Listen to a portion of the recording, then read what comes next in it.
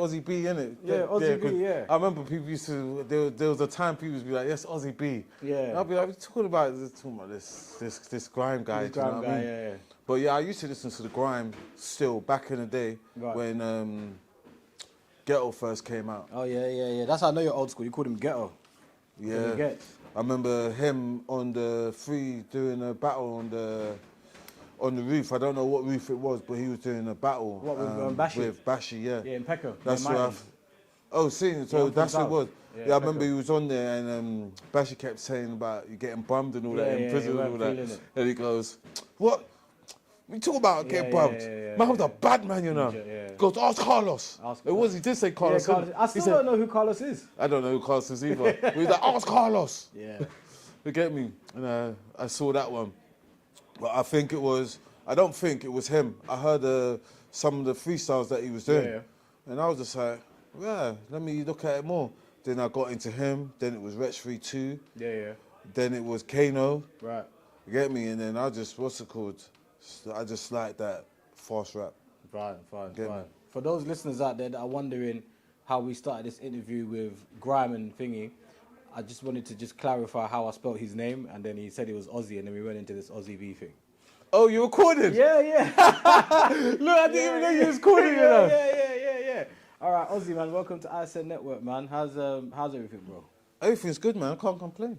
Good. So the reason why we're here is obviously we've got Justo with his big fight coming up, and really just as his trainer, I just want to ask you, how's camp been so far?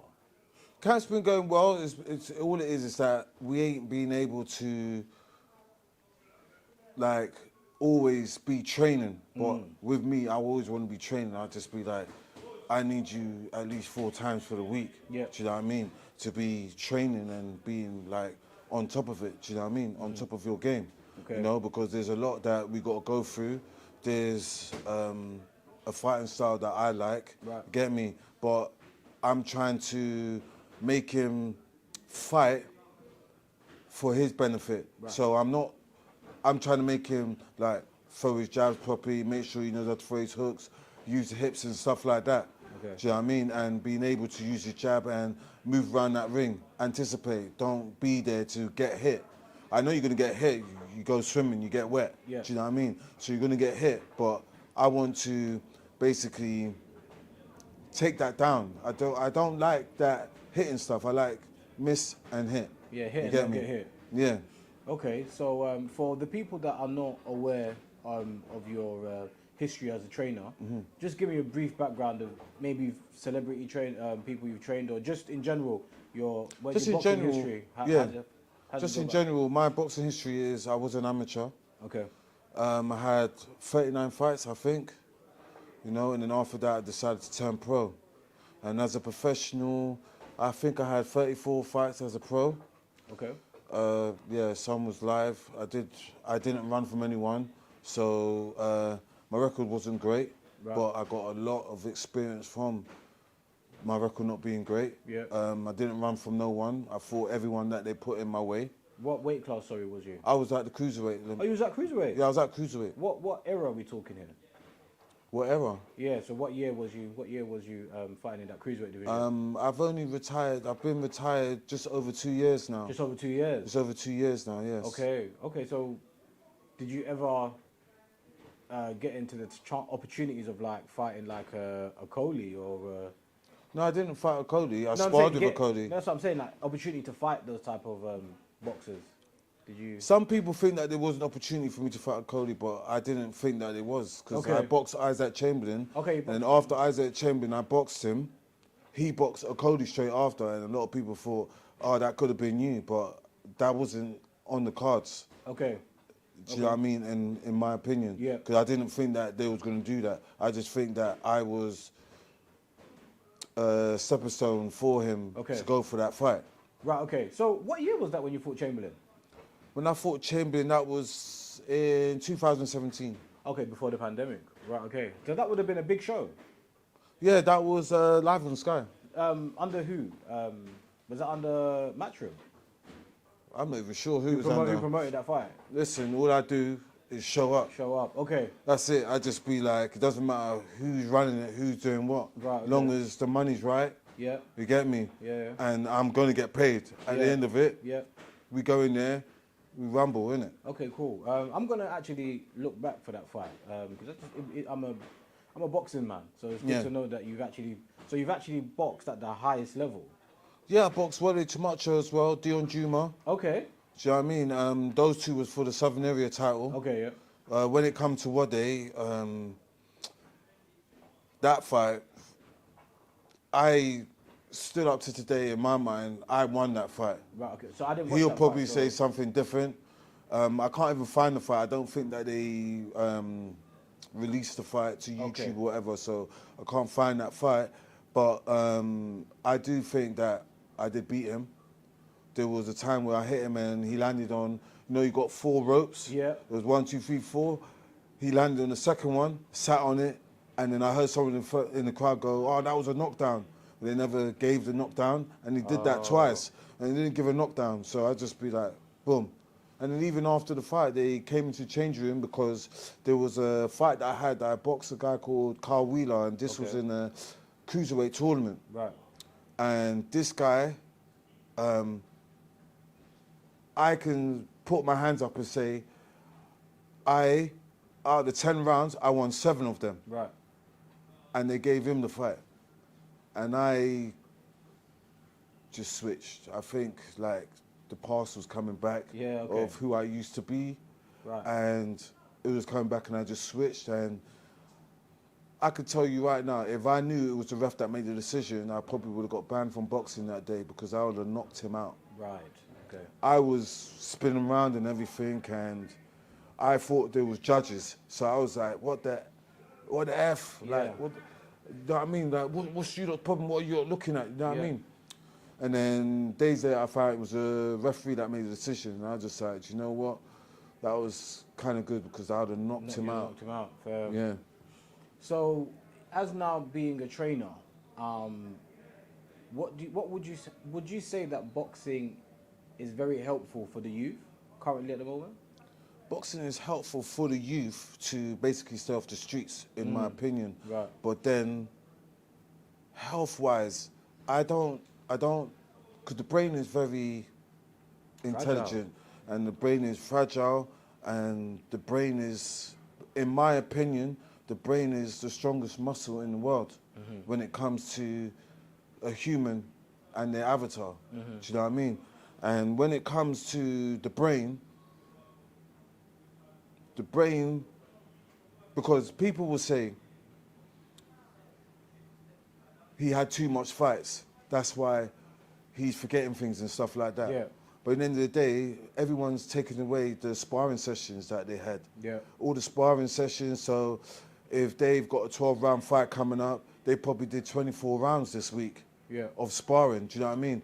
And on the flip side of that as well, it's a thing that they're drying themselves out to make weight. Right. So the brain doesn't have no water to swim in.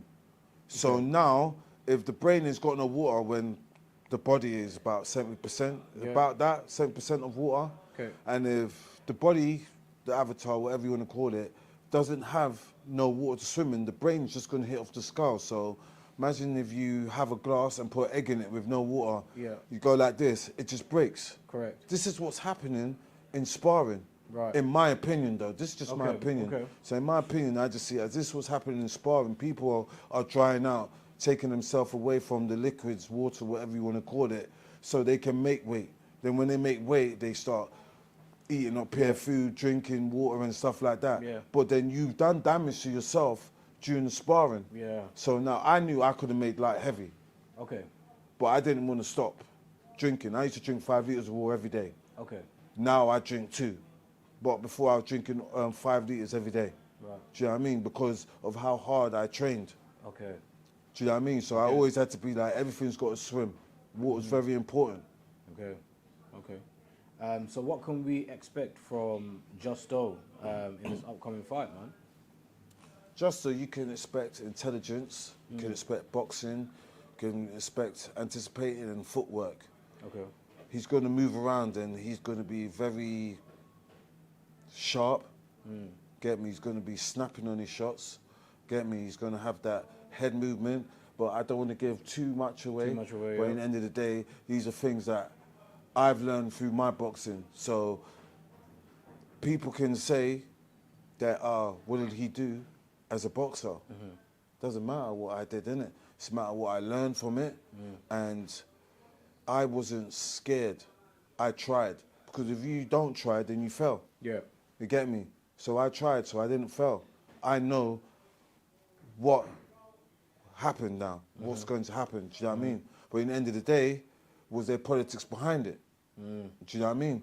Because there were certain fights that I lost, and after the Dion Juma fight, after that fight, I'd just be like, there's no disrespect to anybody out there, but after that fight, I said, you know what, Dion Juma is the best cruiserweight in England, and if I can't beat him, then what was the point? So I just went on a journey, and then that's how the record is.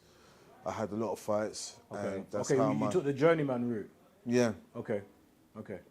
So I just took the journeyman route after that fight. I just be like, he was the best one. Do you know what I mean? Okay, fair enough. So I wanted to kind of ask you, how did you and Justo actually come together? How did you reach out to him, or did he reach out to you? No, he reached out to me. Okay. And how did that come about? Was it because he met you on the circuit prior, or was he training already with you but not? Because I'm not aware of the relationship prior to this fight. No, when he first came over to this country, I was one of the first. I wasn't the first because there was a guy next door and stuff like that, but my gran lived in the same building as him, so I knew him from there and from school. But it wasn't a thing, that's how it was. Okay. So I knew him from there. So when this opportunity came up, he knew that I took that route and went into the boxing game. Okay, so he watched you throughout your career as well. So as life was going on, from when you first met, he watched your boxing career keep going. Yeah. Okay. So in the end of the day, then he reached out to me through Instagram. Okay. Yeah. Okay. Are you currently working with? Are you training other people at the moment?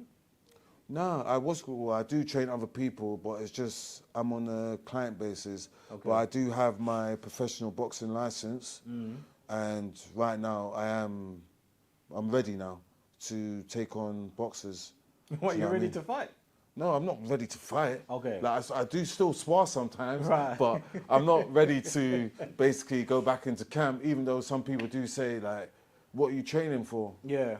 I said, no disrespect to people out there as well, but I always said that after boxing, I'm just not going to get fat. Okay. Yeah. So that's why I keep training. Okay. I just keep training. I still do my sprints, do long runs. The max I do is like 11 miles now. In a You day? get me? Yeah, in a day. 11 miles in a day? Yeah, it's just like a sporadic, gradual run, and you just take your time and move down. Get me? How long does that Non-stop. take you? The best I've done it in is 1 hour and 37 minutes and change. Wow. So it takes you about, what, 30 minutes to do about 5K?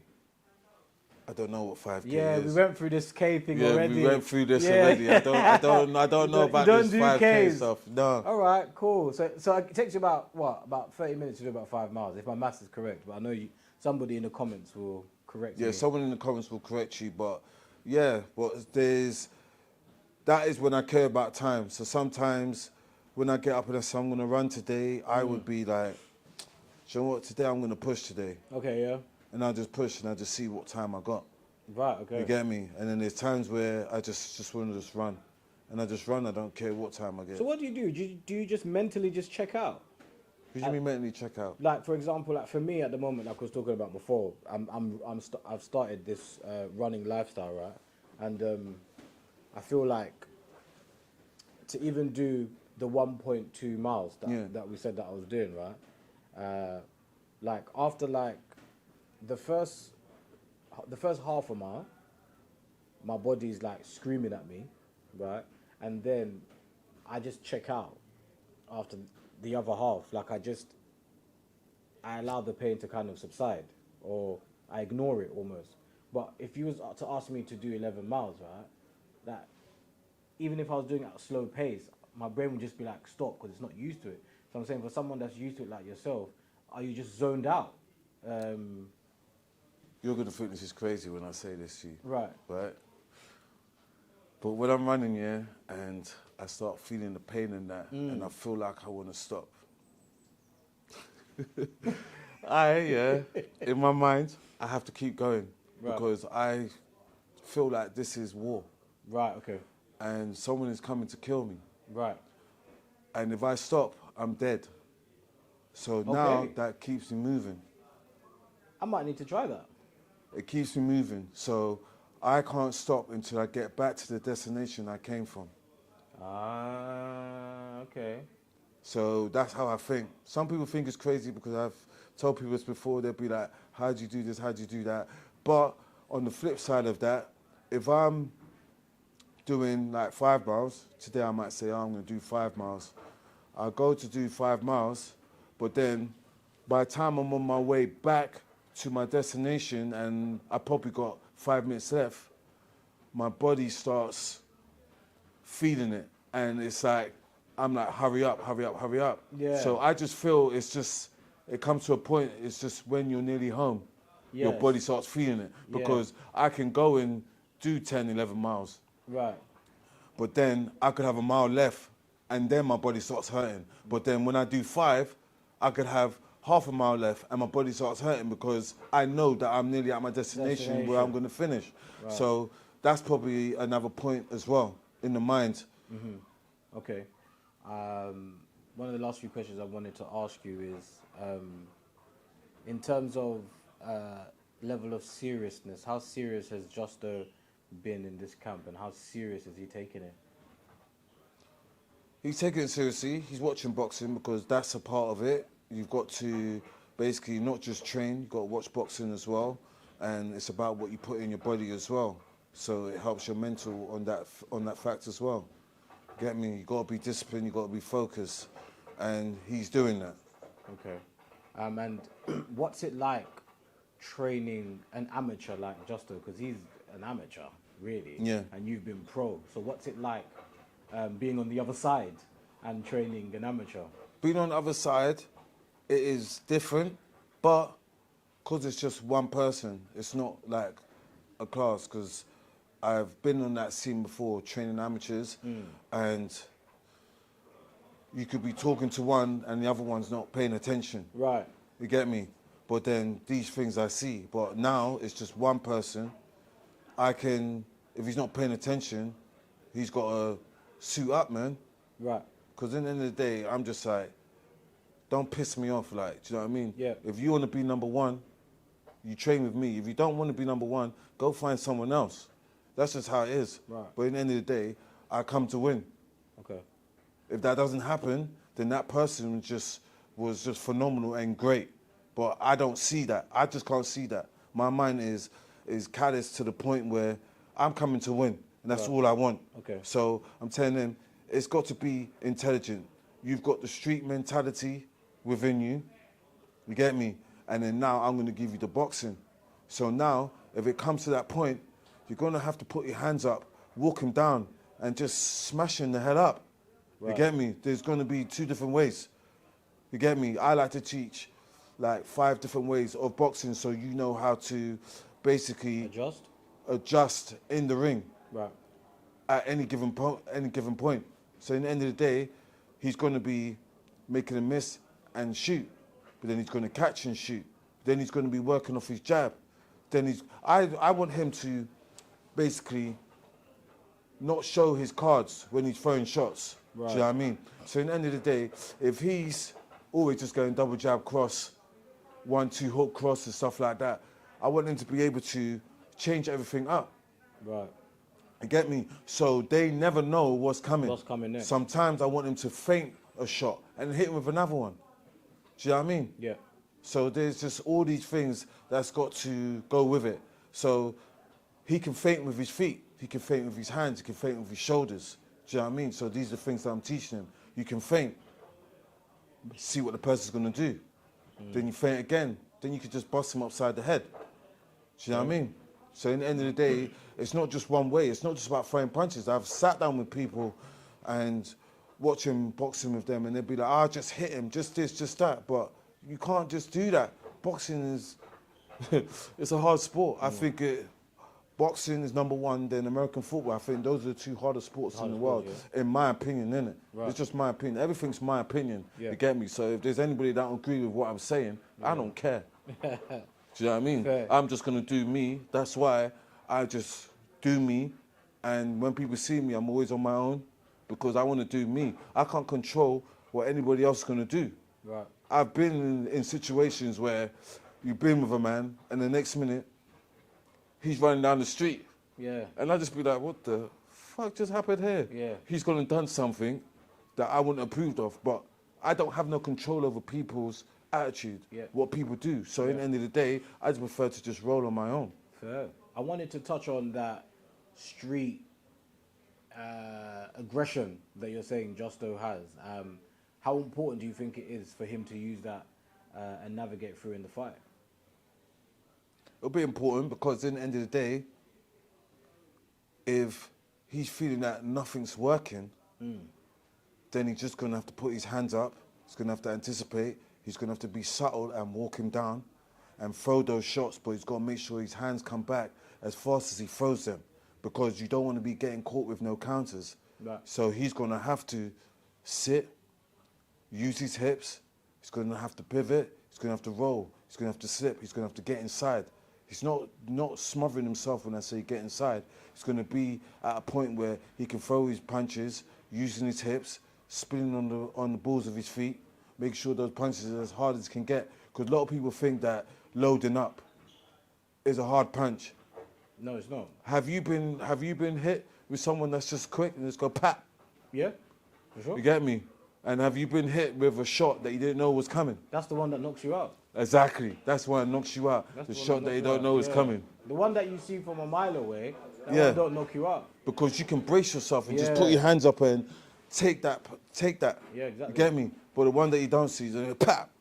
Yeah. That might be the one that basically and the next minute you have this vibration in your head. You get me? The white noise. Because have you ever been punched and you can't see for like 3 seconds? No, I haven't. Luckily for me, I haven't. Yeah, that's happened to me before.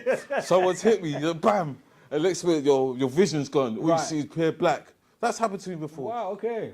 Right. Do you know what I mean? And at that point, what do? You put your hands up, you sit, make sure your elbows cover your ribs. Yeah. You put your hands there, have your hands up there, so any shots that come, you can defend it because you can't see. Yeah. Then once you come to, the next minute you can start fighting again. You get me? Right. Or get yourself out of there. You know what I mean? Mm-hmm. So in the end of the day, you got to keep rolling. You got to keep sipping. You got to pull. You got to dip. You got to catch and shoot, slip and shoot, make them miss and shoot. Do you know what I mean? Yeah.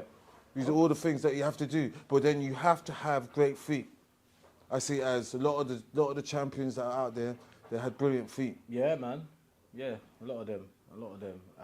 We can do this all day when talking about boxing. But thank you for your time.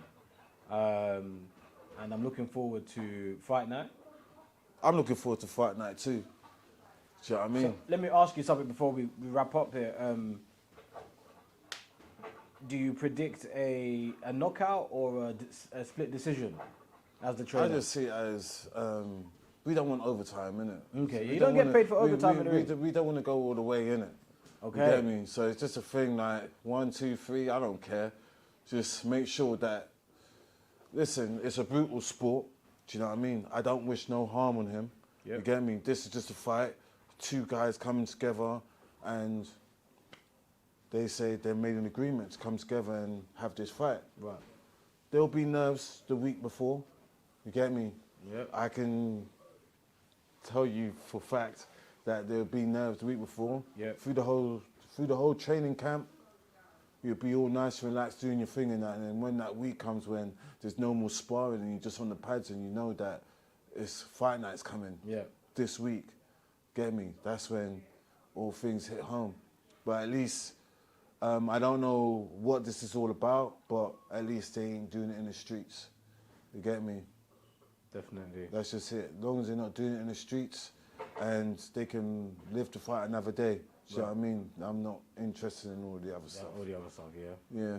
Well, Ozzy, thank you again for coming onto ISN Network, man. Appreciate your time. And yeah, I can't wait to see some of the sparring. Yeah, man. It'll be coming. Are you going to be coming down, like, to see sparring and stuff like that? Yeah, why not? Maybe, yeah. We can fit some time in and come and see some sparring for sure. Yeah, man. I'll let Justo let you know when sparring's coming, and then when the sparring's coming. Yeah, man. I'll come. Let you know. You come down, watch it, but you can't film it. Yeah, that's what I'm saying. Yeah, of course. Yeah, I know. That's a hidden. You can just watch that's a boxing rule. You know that's yeah. It's a boxing rule, but it's something like this is a game of chess, isn't it? Exactly. The game of chess, poker, whatever you want to call it, but it's those I'm a intelligent chess man games. myself, so I understand. Yeah, so it's those intelligent games, isn't it? You don't want anybody to see your moves. Yeah. Do you know what I mean? So, like, a lot of people could be trying to fake, like, do you know what I mean? Yeah. I've seen some things that just be like, don't be watching that, that's fake. Right. Trust me, that's fake. I don't trust in that. Yeah. You get me? So just leave that alone, innit? Cool. All right, guys, make sure you like, comment, share, and subscribe. And until next time, peace. Don't forget where I am, you know. Instagram, Facebook. Sorry, yeah, tell them where you're at. Tell them where they're at, where they can find you. You can find me on Instagram, Eclectic All Out Training, or just type in my name and it comes up. And on Facebook, I'm Ozzy the More Jervier. And then there's TikTok as well. I'm Eclectic All Out Training, EAT, eat. You get me? Because you're going to have to digest what I am producing and what I'm giving to the people.